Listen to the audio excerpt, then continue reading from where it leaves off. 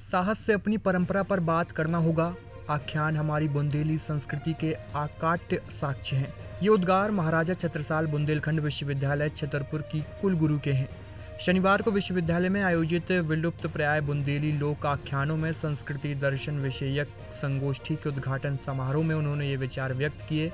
भारतीय सामाजिक विज्ञान अनुसंधान परिषद नई दिल्ली द्वारा प्रायोजित एवं दंतोपत्त ठेंगड़ी शोध संस्थान भोपाल व हिंदी विभाग महाराजा छत्रसाल बुंदेलखंड विश्वविद्यालय छतरपुर के संयुक्त तत्वाधान में 2 दिवसीय राष्ट्रीय संगोष्ठी का आयोजन 29 जून को विश्वविद्यालय के जेसी बोस हॉल में कुलगुरु प्रोफेसर शुभा तिवारी की अध्यक्षता में भव्य शुभारंभ हुआ।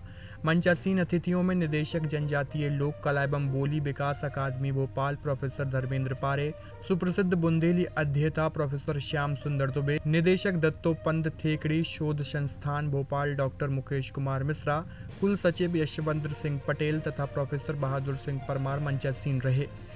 विषय प्रवर्तन करते हुए प्रोफेसर धर्मेंद्र पारे ने कहा कि लोक आख्यान का उद्भव ऋग्वेद से मिलता है। आज जिन देशों में आख्यान तथा परंपराएं नहीं बची हैं, वहाँ की प्रकृति भी नहीं बची।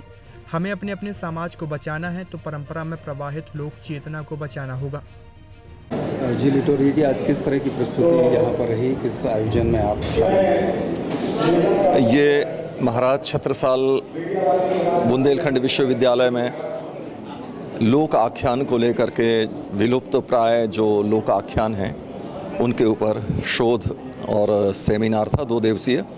उसमें शुभारंभ सत्र में हमें हरदौल गाथा गायन के लिए बुलाया था, तो सभी विद्वज्जनों के बीच में हरदौल गाथा गायन का हमारा ये प्रदर्शन था, प्रस्तुति का अवसर मिला।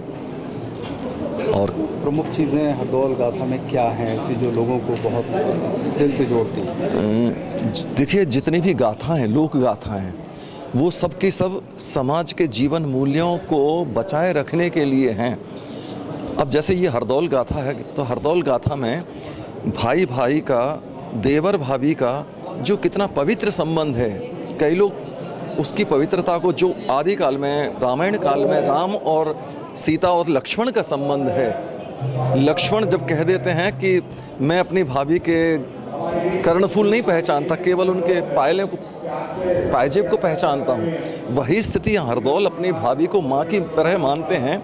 लेकिन उनके बढ़ते हुए प्रभाव को देख करके सत्ता षड्यंत्र ऐसा होता है कि मुगल सत्ता थी उस समय, और षड्यंत्र पूर्वक जुझार सिंह के मन में ये भर दिया जाता है कि देवर भाभी गलत संबंध है। तो जुझार सिंह चुगलखोरों की बातों में आकर के अपनी रानी को आदेश देते हैं कि हरदौल को जहर दे दो। लेकिन हरदौल अपनी भाभी माँ के सम्मान की रक्षा के लिए हंसते हंसते जहर पान कर लेते हैं।